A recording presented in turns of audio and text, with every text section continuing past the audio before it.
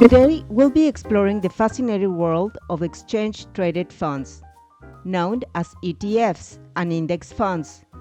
These investment vehicles have revolutionized the way individuals participate in financial markets, offering opportunities for diversification and growth.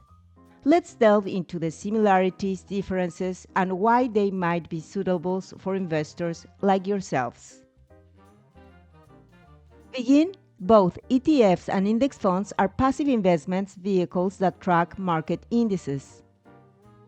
This means they aim to replicate the performance of a specific market index, such as the S&P 500, rather than trying to outperform it.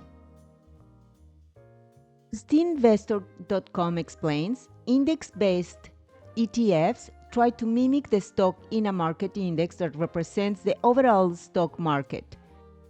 This approach offers diversification and typically comes with lower fees compared to actively managed funds. Now, let's examine the key differences between ETFs and index funds. Let's start with the trading mechanism. ETFs trade on stock exchanges throughout the day, much like individual stocks. This means you can buy or sell ETF shares at any time during market hours. In contrast, index funds are priced and traded only once per day, after the market closes. For example, imagine you hear significant news about the technology sector at midday.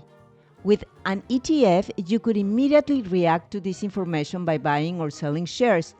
However, with an index fund, you will need to wait until the end of the trading day to execute your transaction. The next difference is minimum investment. ETFs often have lower minimum investment requirements compared to index funds. Investors can invest as little as $5 in an ETF if they choose to do so, because many online brokers allow to fractional shares investing. This makes ETFs particularly accessible for young investors with limited capital. In contrast, index funds, especially those structured as mutual funds, may require a more substantial initial investment. For example, if you want to invest in mutual funds, you will have to shell out as much as $3,000 for their initial investment.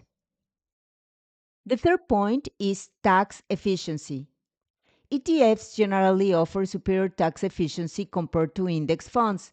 This is due to their unique creation and redemption process, which allows them to minimize capital gains distributions.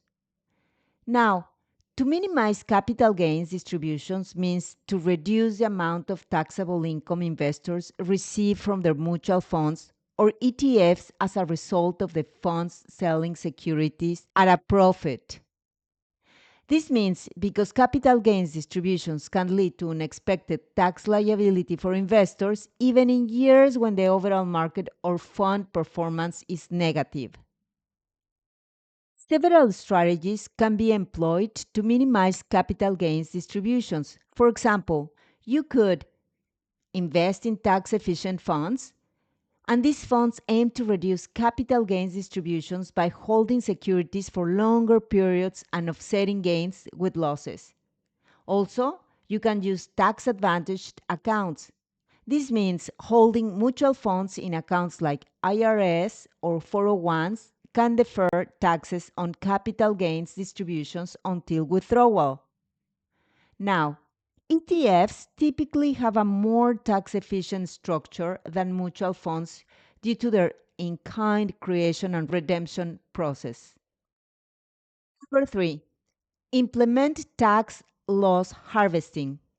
This involves selling securities at a loss to offset capital gains, potentially reducing overall tax liability.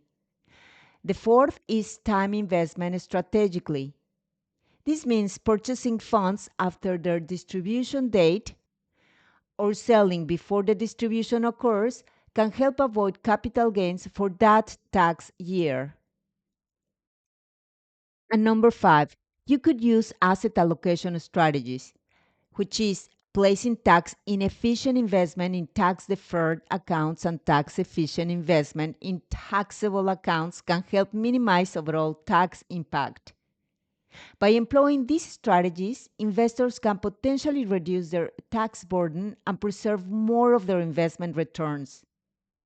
While this concept might seem complex, it is essentially means that ETF investors may have more control over when they realize capital gains and consequently when they incur tax liabilities. Fees. Both ETFs and index funds typically have lower expenses ratios compared to actively managed funds. However, ETFs often have a slight edge in this area. As Miro.ca points out, ETFs have lower fees than mutual funds.